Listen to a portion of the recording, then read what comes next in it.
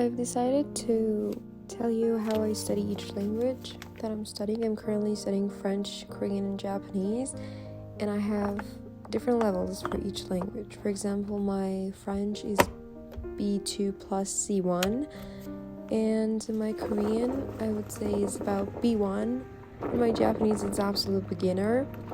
And I thought I would show you some resources and materials I use for studying those languages.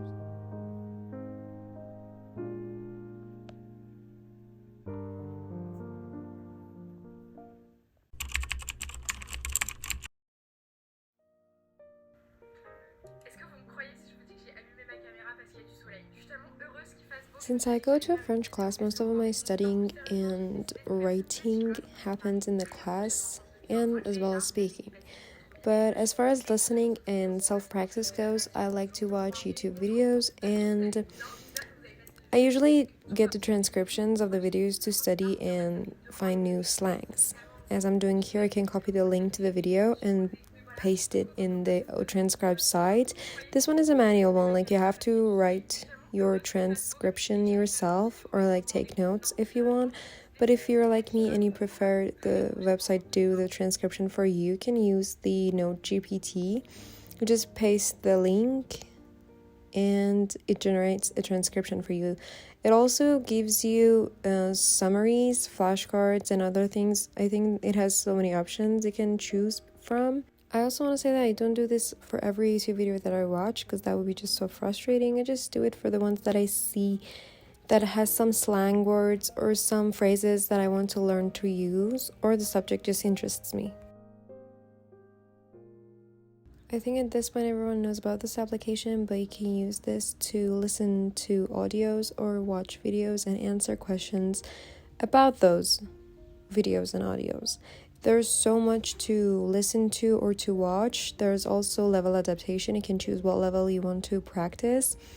And I think B2 is the highest level. This app is like basically a smaller version of TV5 Monde, but it's also for TV5 Monde. So do with that information what you will.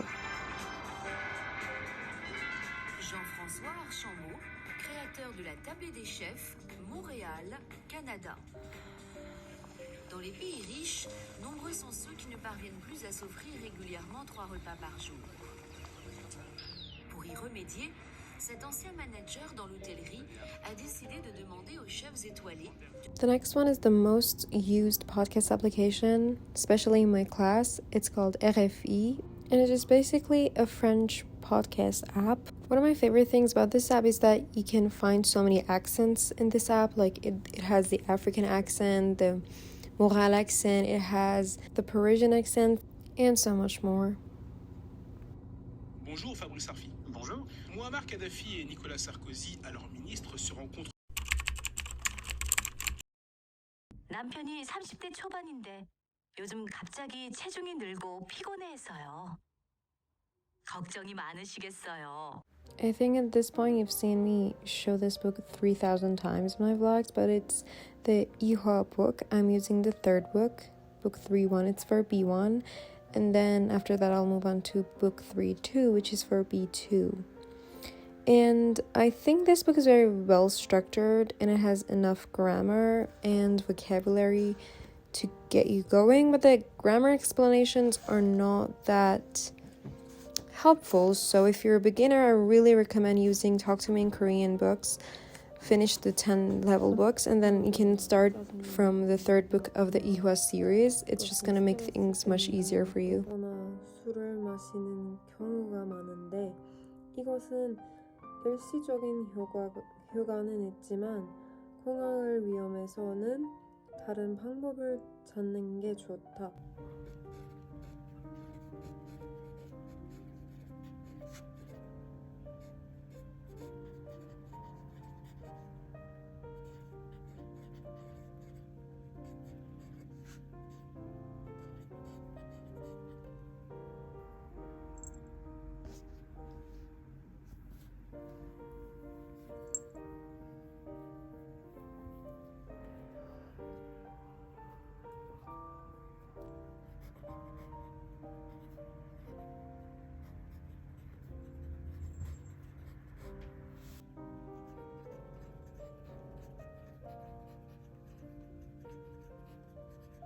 Listening is also a very important factor in learning Korean, so make sure you're watching enough content from different reality shows, K-dramas, YouTubers, to make yourself familiar with the sentence structure and how they use each grammar and verb ending. 어떤 냄새를 좋아합니까? 다음 냄새 중 여러분이 좋아하는 냄새가 있습니까? 좋아하는 것을 고르고 왜 그 냄새를 좋아하는지 이야기해보세요. 불고기 냄새, 새로 산책 냄새, 커피 그리는 냄새, 짙은 라일락 향기, 흙 냄새, 소나무 향이. 나 힘들어. 새로 산책 냄새과 커피 그리는 냄새과 흙 냄새를 너무 좋아합니다. I also write down any new vocabulary that I learn in that particular lesson in this notebook to later turn it into Anki cards. I don't really go through the notebook. I'm too lazy for that, but having Anki on my phone really helps me review the words more often, and I'll show you how to do it. So just you go to your Anki app on your phone or your laptop and create a new deck. Name that deck whatever name you want it to be and start adding the words and their translation or senses there. Also remember to turn on the reverse card as I just did. It helps you activate those brain cells to remember the words better. I also use Anki for other languages too, but right now my main focus is Korean vocabulary, and after they can just review the words and that's it.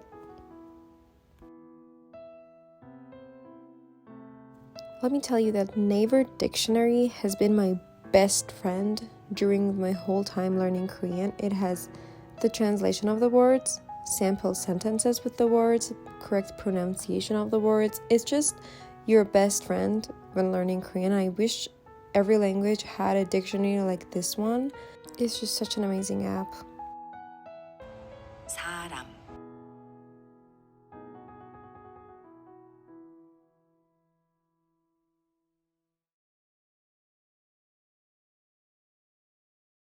The next app is the webtoon app. I used to read webtoons in the beginning of my learning Korean journey, but I haven't used it in so long. But it's basically an app full of webtoons in Korean, and you can just open any story that you like and start reading. You can learn a lot of slangs here, but I personally don't go for slang usage. I just learn the languages in a neutral way. So that's that. But if you want to learn slangs, this app is also a good place for you to do so, especially because the writers are usually very young.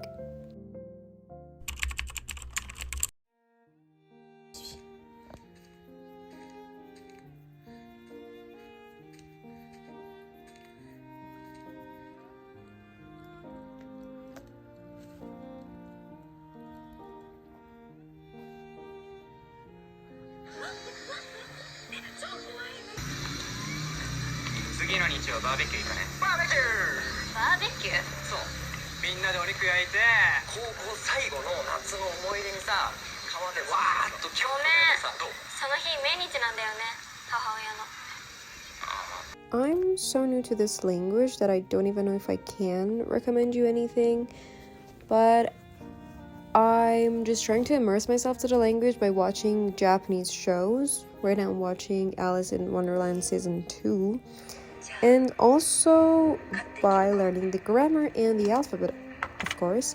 I haven't even started learning kanji yet. I've just learned hiragana and katakana, and yeah, I'm kind of scared of kanji, to be honest, but we're gonna have to learn it anyway.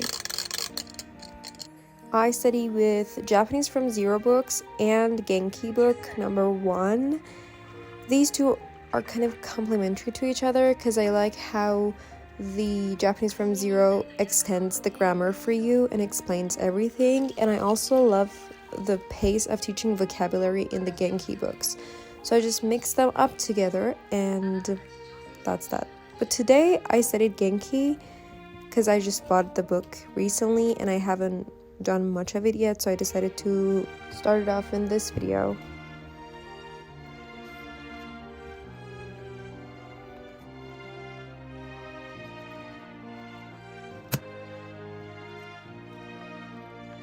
1。すみません。これはいくらですか？それは3000円です。高いですね。じゃあ、あの時計はいくらですか？あれは3500円です。そうですか。あれは高いですね。これは1800円ですよ。じゃあ、その時計をください。これはどれの財布ですか？私の財布です。ありがとうございます。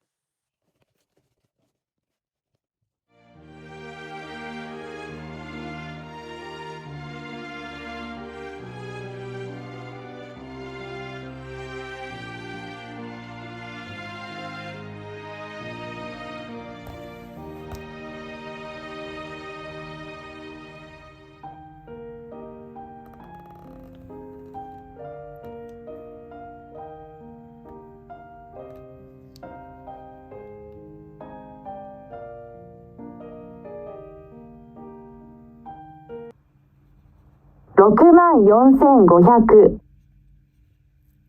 N 92,340ノートはいくらですか？450です。傘はいくらですか？1万です。1銭です。1銭です。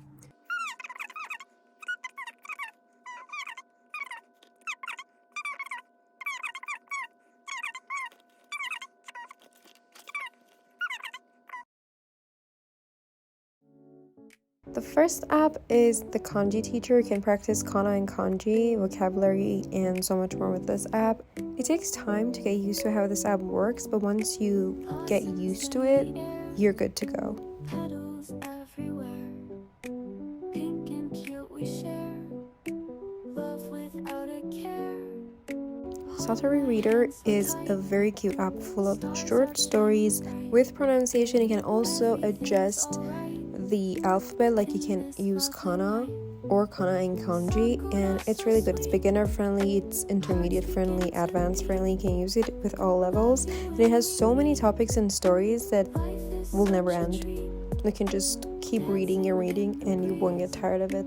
Time can slowly freeze, happiness and ease, love will never cease. コナの大冒険第僕の同居人はでかい人間が2人と茶色の猫が1匹だ。人間の名前はケンと夏美。茶色の猫はモカだ。モカは僕よりかなり大きな猫だ。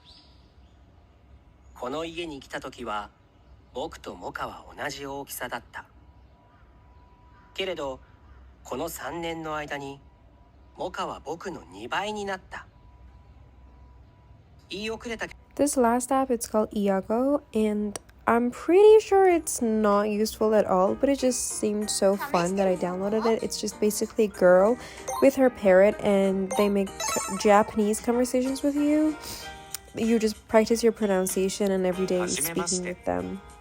I didn't find many interesting and useful sentences or vocabularies from this app, but the experience has been very fun.